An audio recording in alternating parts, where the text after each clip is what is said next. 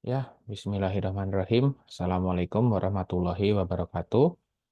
Selamat pagi, siang, sore, ataupun malam ya. Tergantung kapan kalian lihat video saya ini.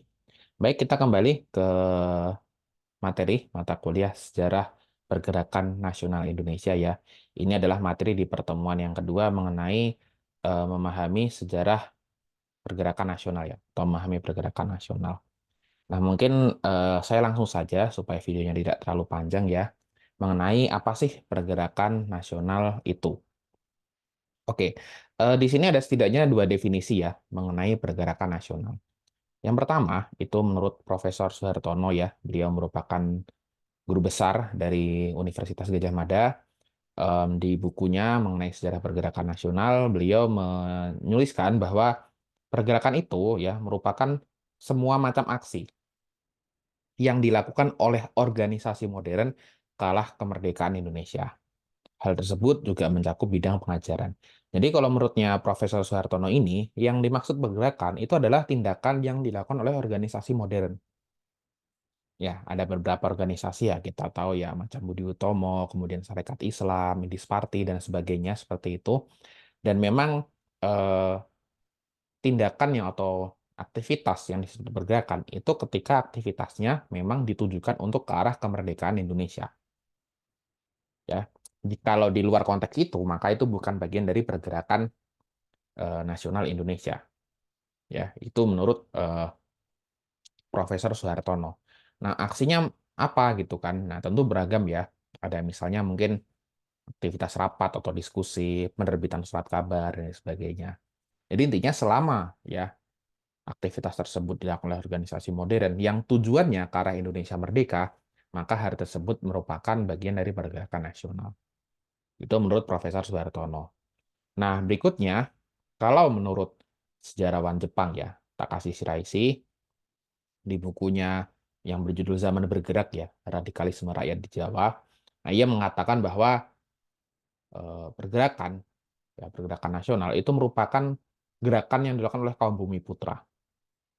Oke, kalau tadi Profesor Suhartono mengatakan bahwa pergerakan dilakukan organisasi modern, kalau Takashi Shiraishi mengatakan bahwa pergerakan ini dilakukan oleh kaum bumi putra.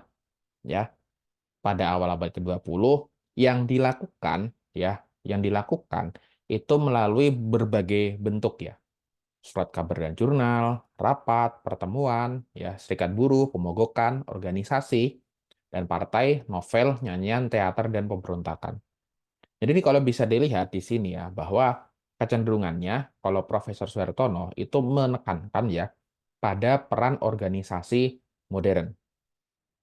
Dan tujuannya jelas gitu kan. Tujuannya ya untuk mencapai kemerdekaan Indonesia. Tapi kalau Takashi Shiraishi itu lebih melihat bahwa pergerakan ini sesuatu yang sifatnya inklusif gitu. Artinya tidak hanya didominasi oleh organisasi modern gitu, tapi seluruh kaum bumi putra. Bisa atas nama organisasi, bisa atas nama serikat-serikat buruh misalnya, atas nama individu, ataupun eh, hal-hal lain gitu kan. Dan bentuknya pun juga sangat beragam ya, tidak hanya aktivitas organisasi, bisa juga berupa sebuah nyanyian, bahkan ya teater, aktivitas kesenian lah gitu kan. Juga termasuk hal-hal lain sampai ke pemogokan, pemberontakan dan lain sebagainya. Seperti itu. Jadi ada dua perspektif ya. Yang satu menekankan pada organisasi, yang satu menekankan pada tindakan yang dilakukan oleh kaum bumi putra secara umum. Ya. Nah, kalian mau percaya yang mana gitu kan? Ya nanti silahkan, itu dikembalikan ke masing-masing individu. Tapi kalau saya pribadi sih, saya lebih berpegang pada definisi yang kedua gitu. Karena saya kira ide kemerdekaan, nasionalisme itu kan tidak serta-merta muncul gitu ya. Misalnya 1908 ketika Budi Utomo lahir langsung muncul kan enggak. Butuh proses yang panjang gitu kan. Sampai kemudian cita-cita yang jelas gitu ya dalam tanda kutip cita-cita kemerdekaan Indonesia itu bisa terwujud. Kayak gitu. Mungkin soal nasionalisme kita akan bahas di pertemuan selanjutnya ya, secara lebih detail. Baik, nah kemudian pertanyaan kedua adalah mengapa muncul pergerakan? Atau mungkin bisa dibahasakan yang lain sebagai apa sih latar belakang pergerakan nasional? Kurang lebih seperti itu ya. Oke, latar belakang yang pertama ya setelah saya mengkaji beberapa literatur itu adalah kapitalisme perkebunan. ya, atau perluasan perusahaan-perusahaan perkebunan yang ada di Hindia Belanda. Nah, kita tahu mungkin di sejarah kolonial pasti kalian minimal pernah mendengar lah ya, bahkan syukur-syukur kalau sudah paham, bahwa ada yang namanya Undang-Undang Agraria tahun 1870 atau Agraris Wet ya. Yang intinya ya, undang-undang ini menyatakan bahwa ya tanah di Hindia Belanda itu bisa disewakan untuk kepentingan dari para pengusaha swasta atau sektor privat.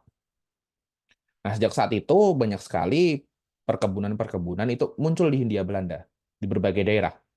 Ada perkebunan gula gitu kan, ada perkebunan tembakau misalnya, dan lain-lain gitu ya. Nah, tapi pada intinya ya yang namanya kapitalisme itu kan fokusnya tentang bagaimana kemudian bisa mendapatkan ya keuntungan sebesar-besarnya. Atau kalau istilahnya itu mengakumulasi modal lah. Nah, yang terjadi kemudian itu adalah kaum bumi putra ya yang tadinya hidup di tanah-tanah yang untuk pertanian itu mulai tergusur. Tergusur oleh apa ya? Tergusur oleh aktivitas para perusahaan perkebunan ini gitu. Nah, tanah-tanah yang tadinya itu kemudian digunakan untuk aktivitas pertanian itu diganti oleh untuk tanah-tanah perkebunan. Air yang tadinya digunakan untuk mengairi sawah gitu ya, itu kemudian lebih terkonsentrasi untuk kebutuhan perkebunan. Tenaga yang tadinya itu digunakan untuk bekerja di sawah, itu malah sekarang teralihkan untuk menjadi buruh di perkebunan. Nah, apesnya gitu ya, atau ya sialnya gitu ya, ternyata ketika perubahan-perubahan ini terjadi, itu justru kaum bumi putra taraf hidupnya semakin buruk. Ya semakin sengsara gitulah hidupannya ya. Ya karena para pemilik perkebunan ini tidak terlalu memikirkan bagaimana kemudian hidupnya kaum bumi putra. Yang penting kan mereka untung gitu kan. Nah, maka kemudian terutama sejak awal abad ke-20 lah ya, akhir abad ke-19, awal abad ke-20 itu memang kondisi kaum bumi putra itu sangat buruk secara sosial dan ekonomi. Ini faktor pertama gitu. Nah, faktor kedua gitu kan, itu adanya perluasan pendidikan barat. Ya sebenarnya sejak pertengahan abad ke-19 ya, itu sudah ada pendidikan barat untuk kaum bumi putra misalnya ya. Itu sudah banyak sekolah-sekolah didirikan ya, beberapa misalnya ya, mungkin yang terkenal ya Sekolah Dokter Jawa gitu ya, yang kalian pasti lebih tahu dengan nama Stovia. Tapi Stovia itu kan nama yang baru muncul di awal abad ke-20. Sebelumnya namanya Sekolah Dokter Jawa gitu kan. Kemudian ada lagi seperti Osvia ya, atau apa namanya Sekolah Raja gitu istilah sebelumnya dan lain sebagainya. Nah, tapi sejak politik etis 1901 diberlakukan di Hindia Belanda gitu kan, maka yang terjadi kemudian adalah pendidikan barat itu semakin banyak bisa diakses oleh kaum bumi putra. Nah, efeknya adalah itu lahirnya kaum inteligensia. Nah, intinya kaum inteligensia ini merupakan sekelompok orang terpelajar ya, yang mereka punya satu kesamaan respon terhadap kondisi historis tertentu. Nah, dalam konteks ini ya kaum inteligensia merupakan kaum bumi putra terpelajar yang mereka merespon gitu ketika sadar bahwa situasi kondisi sesamanya, ya sesama kaum bumi putra itu sedang tidak baik-baik saja. Maka kemudian aktivitas yang mereka lakukan untuk merespon kondisi yang nggak baik-baik saja tadi, itu yang disebut sebagai pergerakan nasional.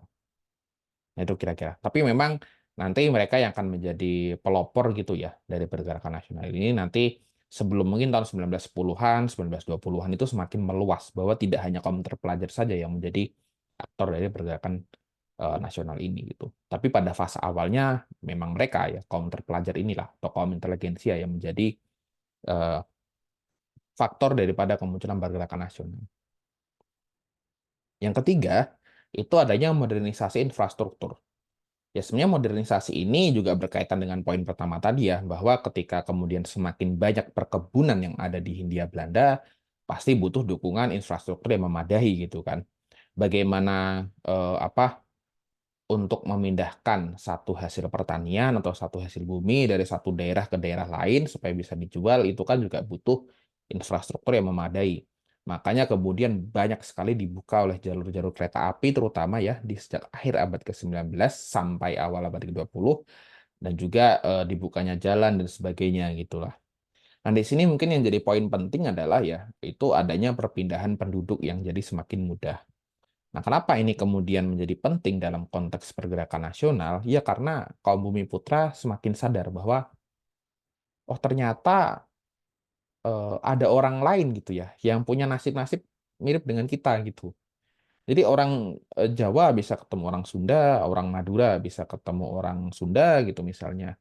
Dan yang juga lintas pulau dan sebagainya. Nah, perpindahan penduduk ini, perjumpaan ini, itu yang secara tidak sadar menimbulkan rasa solidaritas gitu ya, di antara sesama kaum bumi putra ini. Dan hal itu mustahil terwujud gitu, tanpa adanya modernisasi infrastruktur. Makanya di sini saya masukkan ini sebagai salah satu faktor yang memungkinkan munculnya pergerakan nasional. Nah, faktor keempat itu adalah kapitalisme cetak ya. Kapitalisme cetak ini ya eh, lahirnya perusahaan-perusahaan menerbitan gitu ya. Nah, apa sih yang dihasilkan dari kapitalisme cetak ini? Ya banyak gitu, ada surat kabar, majalah, buku, novel gitu dan sebagainya. Tapi poin pentingnya di sini adalah gara-gara kapitalisme cetak ini gitu kan, eh, barang-barang cetakan ya yang tadi saya sebutkan itu jadi semakin mudah tersebar. Nah, ketika kemudian buku, koran gitu kan, majalah itu tersebar, mereka kan tidak hanya fisiknya saja yang tersebar, tapi juga ide atau gagasan atau nilai yang ada di dalam surat kabar itu juga ikut tersebar. Semakin tersebar, semakin banyak yang mengkonsumsi, maka kemudian semakin banyak orang yang sadar mengenai situasi dan kondisi yang sedang terjadi di Hindia Belanda, atau kita bisa sebut Indonesia pada waktu itu. Nah, persebaran ide dan gagasan ini itu juga menjadi salah satu faktor yang sangat penting yang memungkinkan munculnya pergerakan nasional ini. Dan tanpa kapitalisme cetak, ya persebaran ide dan gagasan itu juga mustahil terwujud. Yang terakhir juga yang nggak kalah penting itu adalah ya adanya peristiwa politik internasional. Ya, ya memang tentu saja ini berkaitan dengan poin sebelumnya ya, ya tanpa tersebarnya surat kabar, majalah kan mustahil ya. Orang-orang di Hindia Belanda tahu itu ada berbagai peristiwa politik internasional. Tapi ada beberapa peristiwa politik internasional yang penting ya, yang kemudian mempengaruhi pergerakan nasional. Itu ada misalnya Perang Jepang-Rusia, nasionalisme Filipina, bangkitnya Pan-Islamisme, revolusi Bolshevik, dan lain-lain. Pada intinya, berbagai peristiwa internasional ini itu menegaskan ya, atau memunculkan suatu inspirasi bahwa status quo ya atau pemegang kekuasaan itu sangat mungkin bisa dalam tanda kutip bisa disingkirkan, bisa dikalahkan oleh pihak-pihak yang sebelumnya tertindas gitu. Nah, misalnya perang Jepang Rusia, pada waktu itu kan Rusia dianggap jauh lebih kuat dibandingkan Jepang ya. Dan pada waktu itu juga ada mitos bahwa orang Eropa itu lebih hebat dari orang Asia, lebih superior. Tapi ternyata gitu kan, kenyataannya Jepang ini ternyata bisa mengalahkan Rusia. Dan ini kan juga bisa memberikan suatu gambaran ya bahwa oh ternyata bisa orang Asia tuh mengalahkan orang-orang Eropa gitu. Kalau Jepang bisa mengalahkan Rusia ya mengapa tidak gitu kan orang Indonesia mengalahkan orang Belanda gitu kan. Misalnya juga nasionalisme Filipina ya yang terkenal adalah Jose Rizal ya. Beliau dianggap sebagai bapak bangsa Filipina yang menginisiasi juga ya bagaimana pergerakan nasional di Filipina melawan penjajahan Spanyol pada waktu itu. Pengintaian Islamisme tentu ini sangat mempengaruhi ya nanti bagaimana ide atau gagasan terutama dari kelompok Muslim dan juga ada revolusi Bolshevik ya nanti mempengaruhi semangat revolusi ya di kalangan orang-orang kiri di seluruh dunia kayak gitu. Nah ini peristiwa politik internasional yang sedikit banyak juga mempengaruhi pergerakan nasional. Jadi setidaknya ada 5 ya faktor, 5 penyebab ya yang memungkinkan pergerakan nasional itu muncul. Jadi silahkan kalian bisa elaborasi lebih jauh ya masing-masing faktor ini. Juga mungkin nanti ada beberapa faktor atau penyebab turunannya seperti itu. Oke, sekarang kita lanjut ya ke siapa sih yang bergerak. Nah, tentu saja yang namanya pergerakan nasional gitu ya, suatu aktivitas pasti ada subjeknya, pasti ada pelakunya. Nah, pertanyaannya siapa gitu kan yang bergerak. Oke, yang pertama mungkin yang perlu juga dilihat adalah ya pergerakan dari kaum Tionghoa ya. Nah, ini memang unik dan juga mungkin belum banyak diketahui orang ya, meskipun kalau dikaji sudah cukup banyak gitu ya. Nah, sebenarnya ada satu peristiwa penting gitu yang seringkali dilupakan kalau kita bicara dalam konteks pergerakan nasional, itu adalah berdirinya suatu organisasi yang namanya Tionghoa Huikuan. Ya, organisasi ini berdiri tahun 1900 ya, 8 tahun sebelum Budi Utomo berdiri gitu. Nah, tapi organisasi ini gitu kan, itu punya satu arti yang sangat penting, karena nantinya dia akan menginspirasi banyak sekali kaum pergerakan dari kalangan Bumi Putra. Bahwa organisasi THHK ini, Tionghoa Huekuan ini, didirikan untuk memajukan kaum Tionghoa, khususnya kaum Tionghoa peranakan yang ada di Hindia Belanda. Ya, karena pada waktu itu mereka sadar bahwa kaum Tionghoa ini sangat tertinggal gitu di Hindia Belanda kalau dibandingkan dengan orang-orang Eropa atau misalnya dengan orang-orang Jepang yang juga ada di Hindia Belanda pada waktu itu. Padahal secara jumlah lebih banyak kaum Tionghoa dibanding orang Jepang, tapi mereka tertinggal gitu. Maka kemudian akhirnya ya orang-orang Tionghoa yang ada di Batavia mereka berkumpul kemudian mereka bikin suatu organisasi. Yang paling di apa namanya di memorable gitu ya, atau yang paling luar biasa dari organisasi ini adalah mereka kemudian membuat ya semacam publikasi ya, surat kabar maupun juga mereka membuat banyak sekali sekolah-sekolah ya, khusus bagi kaum peranakan Tionghoa. Intinya supaya mereka ini bisa lebih mudah untuk mencapai kemajuan gitu, supaya nggak tertinggal lagi dari orang Eropa dan Jepang dan lain-lain gitu. Nah, yang tadi juga saya katakan ya, kemunculan Tionghoa Huikuan ini menyadarkan gitu ya, atau menginspirasi kaum Bumi Putra untuk bahwa supaya kaum Bumi Putra ini bisa maju, supaya bangsa Indonesia bisa maju, ya harus berkumpul dan berserikat, harus kerja secara kolektif, nggak bisa kerja sendiri-sendiri. Nah, nanti kemudian tahun 1920-an ya, itu makin terlihat jelas gitu bagaimana kaum Tionghoa ini mereka bisa ya mengekspresikan sikap politiknya secara lebih jelas gitu ya lewat berbagai surat kabar. Ada Sinpo, ada Sintitpo dan lain-lain. Ya, umumnya surat kabar ini memang cenderung mendukung ya pergerakan nasional dari kaum Bumi Putra. Jadi ya ini hal yang harus kalian ketahui ya bahwa kaum Tionghoa itu mereka juga bagian daripada pergerakan nasional Indonesia. Saya kira kalau nggak ada Tionghoa Huekuan, sangat mungkin gitu ya, sangat mungkin kemajuan kaum Bumi Putra ya atau misalnya apa yang kita kenal sekarang sebagai kebangkitan nasional itu muncul lebih telat dari tahun 1908 misalnya. Seperti itu ya. Nah, ini ada satu potongan ya dari surat kabar eh, Sinpo. Nah, di sini ada satu kata yang sangat besar ya, tertulis kata Indonesia. Jadi Sinpo ini merupakan surat kabar pertama ya yang menuliskan kata Indonesia ya secara jelas gitu ya, secara besar-besaran di surat kabarnya pada waktu itu. Jadi tidak ada satupun surat kabar bahkan yang diterbitkan oleh kaum Bumi Putra itu yang kemudian mencantumkan nama Indonesia di surat kabar yang mereka terbitkan. Jadi di sini bisa kita lihat ya bagaimana sikap politiknya Sinpo ya, walaupun eh, surat kabar ini diterbitkan oleh kaum Tionghoa peranakan gitu, tapi mereka punya komitmen untuk mendukung pergerakan nasional. Nah, lanjut ya, kita bicara soal pergerakan dari kaum priayi tradisionalis. Nah, ini mungkin yang sering orang lupakan juga gitu, bahwa orang kemudian selalu melihat bahwa Budi Utomo ini didirikan oleh para dokter gitu misalnya ya. Ya, memang betul Budi Utomo ini juga didirikan oleh para pelajar Stovia ya, sekolah kedokteran. Tetapi yang juga perlu diingat adalah bahwa organisasi ini ya, atau Budi Utomo ini, itu juga merupakan bagian dari ekspresi politik dari kaum priayi tradisionalis. Seperti itu. Nah, kalau misalnya kalian tuh pernah mendengar nama Rajiman Widyodiningrat, gitu kan, itu merupakan satu tokoh yang punya peran penting di fase-fase transisi dari kekuasaan Jepang sampai kemerdekaan Indonesia. Nah, beliau merupakan bagian dari kelompok priayi tradisionalis ini gitu.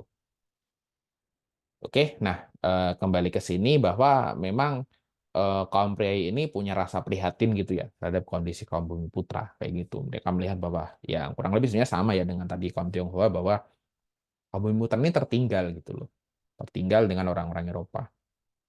Nah, apa yang harus dilakukan gitu kan supaya mereka itu tidak tertinggal gitu ya, kita harus berorganisasi gitu kan. Harus memajukan pendidikan. Nah, itu poin pentingnya. Nah, sebenarnya Budi Utomo tuh bukan dalam tanda kutip percobaan pertama ya kaum priai mendirikan organisasi. Sebelumnya tuh juga ada sebuah organisasi yang namanya Serikat Priai gitu kan, yang didirikan oleh Tirto Adi Suryo tahun 1906. Hanya memang organisasi ini ya tidak terlalu berhasil gitu ya, karena memang kurangnya dukungan gitu dari para kaum priai, dan Tirtonya sendiri juga jauh lebih sibuk sebagai jurnalis gitu, sehingga organisasi ini nggak terlalu berjalan gitu. Nah, baru memang kemudian ketika muncul tokoh-tokoh dari Stovia ya, misalnya Wahidin Sudirohusodo gitu kan, lalu kemudian dilanjutkan oleh juniornya Sutomo ya, Dr. Sutomo, mereka akhirnya bisa mendirikan Budi Utomo di tahun 1908. Tapi memang ya yang perlu juga kita sadar bahwa sebenarnya pasca 1908, pasca Kongres pertama Budi Utomo itu selesai, itu yang memegang kendali atas organisasi Budi Utomo ini justru bukan anak-anak muda seperti Sutomo gitu ya, tapi justru malah orang-orang yang lebih senior, yang punya jabatan-jabatan seperti bupati. Sehingga organisasi ini ya cenderung sifatnya agak elitis lah ya, agak elitis karena hanya terbatas untuk para priai Jawa dan Madura, seperti itu. Ya, tapi sekali lagi tentu saja organisasi ini tetap punya peran penting ya, bahwa dia bisa menegaskan bahwa kaum Bumi Putra bisa mendirikan sebuah organisasi modern dan itu berhasil gitu. Oke, nah, em, selanjutnya gitu ya, kita bicara soal pergerakan kaum Muslim ya. Mungkin di sini lebih fokus kepada Syarikat Islam ya, karena saya kira pergerakan kaum Muslim tentu saja tidak hanya diekspresikan lewat sebuah organisasi yang sifatnya sosial politik ya, tapi juga sosial keagamaan, dan bahkan salah duanya gitu ya, salah dua organisasi yang berbasis sosial keagamaan ya, khususnya Islam, yang lahir pada masa pergerakan nasional, itu sampai detik ini mereka masih menjadi dua buah organisasi yang punya pengaruh lah ya, punya pengaruh besar bagi umat Muslim di Indonesia dan bahkan dunia, yakni Muhammadiyah dan juga Nahdlatul Ulama. Itu mereka adalah dua organisasi yang lahir pada masa pergerakan dan hari ini masih eksis. Organisasi lain adalah Paguyuban Pasundan gitu. Tapi kalau Paguyuban Pasundan kan dia bukan berbasis agama ya, tapi berbasis kesukuan seperti itu. Itu juga lahir di masa pergerakan dan sampai detik ini masih eksis. Nah, kita kembali ke pergerakan kaum Muslim ya, bahwa ya kita tahu bahwa Syarikat Islam ya merupakan ikon pergerakan nasional, dan memang yang menjadi hal penting gitu dari SI atau Syarikat Islam ini adalah ketika organisasi ini menjadi sebuah organisasi massa yang sangat radikal gitu. Radikal di sini bukan dalam artian mereka kelompok ekstremis agama ya, tetapi radikal di sini adalah bagaimana mereka itu punya suatu cita-cita yang besar ya untuk mendobrak segala ketidakadilan yang terjadi pada waktu itu. Karena kebanyakan ya pendukung SI ini berasal dari kalangan bawah gitu kan. Beda dengan Budi Utomo yang dari kalangan elit gitu ya, rata-rata orang yang ya kelas menengah atas lah kalau tidak malah kelas atas. SI ini mayoritas ya anggotanya merupakan dari kalangan bawah. Yang tadi kalau kita bicara faktor-faktor pergerakan nasional itu mengalami kemerosotan taraf hidup. Nah, maka kemudian di tangan Cokro Aminoto ya, Haji Omar Said Cokro Aminoto, SI ini berubah menjadi sebuah organisasi yang sangat radikal dan sangat eh, berani gitu ya, mulai menentang kaum atau menentang pemerintah kolonial. Nah, yang unik dari SI di sini ya, kalian juga bisa melihat di poin kedua ini ada satu istilah ya, atau model baru pergerakan nasional yang disebut sebagai fair gathering. Nah, kalau kalian mau membayangkan fair gathering itu seperti apa? Fair gathering itu kayak kalau zaman sekarang tuh kayak orang lagi kampanye gitu. Intinya mengumpulkan massa dalam jumlah besar gitu kan untuk mendengarkan pidato-pidato politik yang disampaikan oleh para tokoh-tokoh SI. Dan biasanya pidato-pidato politik itu tidak hanya sekedar apa namanya ya, ya nggak hanya ngomong-ngomong aja gitu, tapi kemudian nantinya itu bakal di follow up lewat sebuah aktivitas yang lebih konkret. Misalnya di fair gathering itu menyerukan untuk melakukan pemogokan ya terhadap perkebunan-perkebunan yang dimiliki orang-orang Belanda. Nah, biasanya ya ketika sudah diserukan pemogokan di Vergadering, nantinya benar-benar, para, orang-orang yang ikut Vergadering ini, itu juga akan melakukan pemogokan. Nah, disinilah kemudian ya, ketika muncul Vergadering yang dipelopori SI ini kemudian membuat pemerintah kolonial tuh jadi lebih waspada gitu ya, terhadap pergerakan nasional yang muncul di, Hindia Belanda gitu.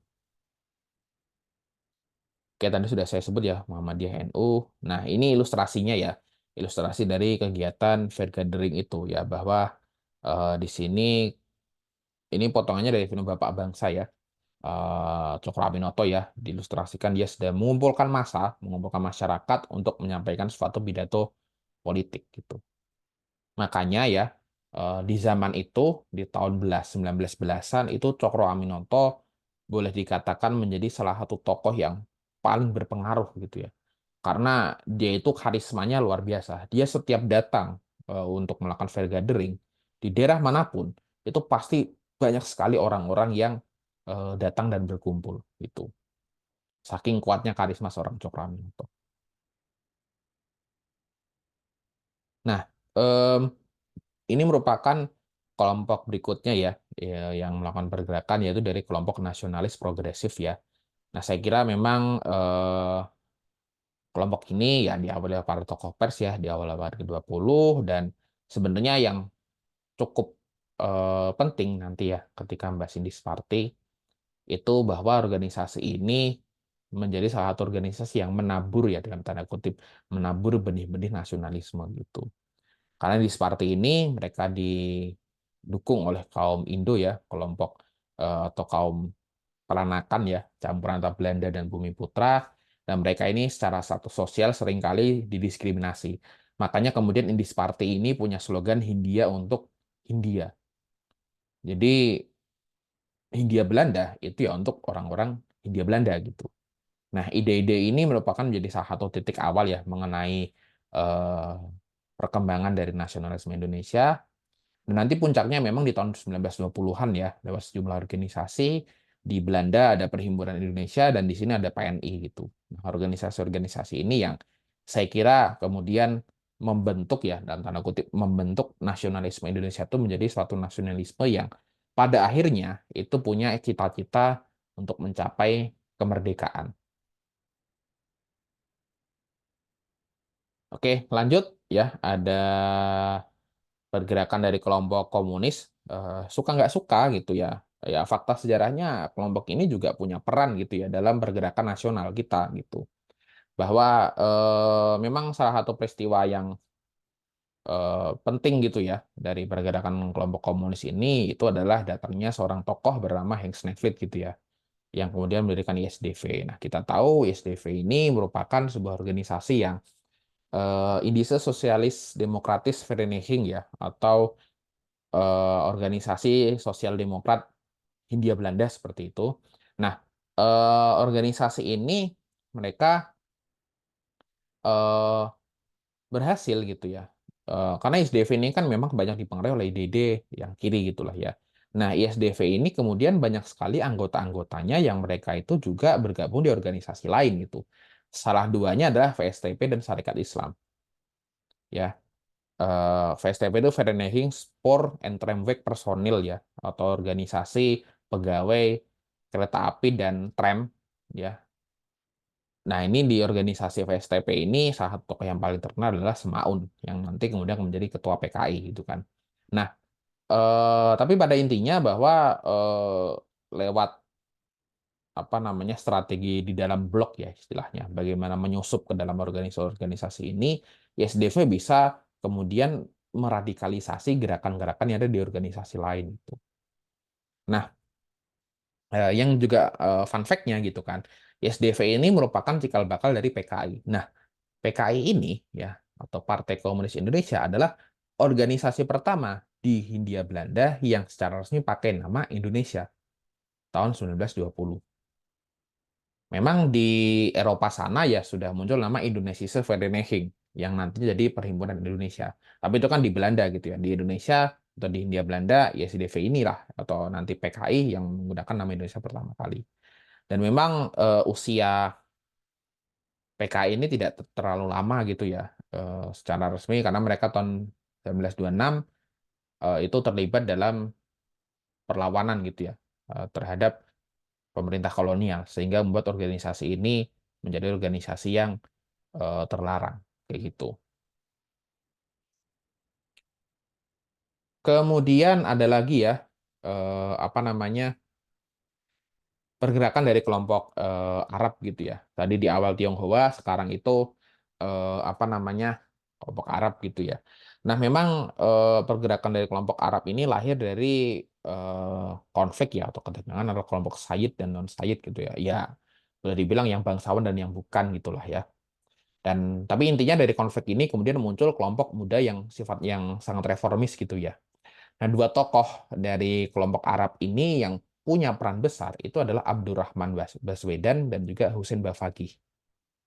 Air Baswedan, saya kira dari namanya kalian bisa nebak ya, dia adalah kakek dari Anies Baswedan, kayak gitu. Nah, dua tokoh ini yang kemudian bisa dibilang menyatukan ya, menyatukan aspirasi politik dari kelompok Arab ini dan puncaknya gitu ya, puncaknya ya lewat peran Air Baswedan dan Husain Bafaqih ini di tahun 1934 itu ada Sumpah Pemuda Arab gitu ya. Yang intinya bahwa ya meskipun mereka merupakan keturunan dari Arab gitu ya, tapi mereka menyatakan bahwa Indonesia itulah tanah air bagi mereka. Nah, sehingga mereka tentu ya mendukung segala upaya untuk mencapai kemerdekaan Indonesia. Karena saya kira di tahun 30-an ide mengenai kemerdekaan Indonesia itu sudah mulai marak muncul gitu ya. Nah, maka kemudian kelompok Arab ini mendeklarasikan bahwa mereka akan mendukung proses itu gitu. Dan kemudian puncaknya lagi ya setelah Sumpah Pemuda itu dibentuklah organisasi Persatuan Arab Indonesia yang haluannya tentu nasionalis dan sangat mendukung kemerdekaan Indonesia. Nah, inilah sosok Abdurrahman Baswedan ya yang tadi disinggung. Memang ya bisa dibilang beliau merupakan salah satu tokoh kunci ya dalam pergerakan kelompok Arab yang ada di Hindia Belanda atau di Indonesia. Nah, saya kira keberagaman politik dari kaum pergerakan ini yang kemudian nantinya itu akan terlihat di dalam organisasi ini ya BPUPK atau BPUPKI mungkin ya. Em, Nah, organisasi ini ya itu mereka kan tugasnya ya apa namanya merancang dasar negara dan konstitusi Indonesia gitu kan. Nah, yang unik di sini ya kalian jangan membayangkan bahwa BPUPK ini hanya diisi ya oleh orang-orang Bumi Putra saja. Enggak gitu ya. Tapi dari 69 anggota ya, organisasi ini anggotanya tuh berasal dari 5 golongan yang tadi saya sempat sebut di awal ya. Ada golongan pergerakan, Islam ya, birokrat, wakil kerajaan dan juga apa namanya peranakan dari Tionghoa, Arab dan juga Indo. Jadi bisa dibilang ya organisasi ini sangat plural, sangat multikultur gitu ya. Jadi yang mau saya tegaskan di sini adalah bahwa slogan Bhinneka Tunggal Ika yang ada di lambang negara kita itu bukan slogan saja karena ya faktanya orang-orang yang merumuskan dasar negara dan konstitusi kita itu merupakan ya orang-orang yang juga berasal dari latar belakang yang sangat beragam. Makanya, ya kalau kalian perhatikan dibaca Undang-Undang Dasar, itu nggak ada istilah pribumi atau non-pribumi, tapi yang ada adalah istilah warga negara. Ya, jadi yang mau saya tekankan lagi di sini adalah bahwa jangan sampai lagi ada upaya untuk memecah belah, ya, memecah belah bangsa Indonesia, karena semua suku, semua golongan ya, itu mereka juga punya perannya masing-masing dalam proses menuju kemerdekaan Indonesia. Setelah Indonesia merdeka, yang kita kenal hanya adalah warga negara dan bukan warga negara. Dan jika dia adalah warga negara Indonesia, apapun etnisnya, siapapun leluhurnya, ya dia punya hak dan kewajiban yang sama juga. Tidak perlu dibeda-bedakan. Nah, ini ilustrasi sidangnya ya. Sekali lagi mau saya tekankan BPUPK ini organisasi yang membentuk dasar negara dan konstitusi kita adalah organisasi yang sangat multikultur. Baik, oke, inilah referensi yang bisa kalian baca ya. Silahkan kalau kalian apa namanya tertarik gitu ya, mengenai topik pergerakan nasional, ini ada banyak referensi, tadi sudah saya kutip ya di berbagai golongan ya, di berbagai golongan atau kelompok politik pergerakan. Nanti kalau kalian misalnya ingin mendalami salah satunya, ya silakan bisa kalian, dalami ya dari masing-masing referensi ini. Baik, segitu saja dan terakhir mungkin sebelum saya akhiri untuk, apa namanya, videonya, silahkan nanti setelah ini kalian mengerjakan sebuah tugas ya. Apa tugasnya? Tugasnya kalian silahkan bikin resume dari video yang kalian saksikan pada, kali ini. Nanti silahkan resumenya itu, boleh diketik nggak apa-apa, silahkan, untuk jumlah katanya kurang lebih berkisar 700 kata ya. Jadi mungkin itu sekitar kurang lebih 2 halaman di Word gitu, dan untuk resumenya ya, itu silahkan nanti kalian buat dalam bentuk yang naratif. Ya, jadi jangan poin-poin gitu. Dan sama juga nanti untuk video di pertemuan ketiga kalian juga akan, membuat sebuah resume yang bentuknya naratif dengan jumlah kata kurang lebih 700 kata.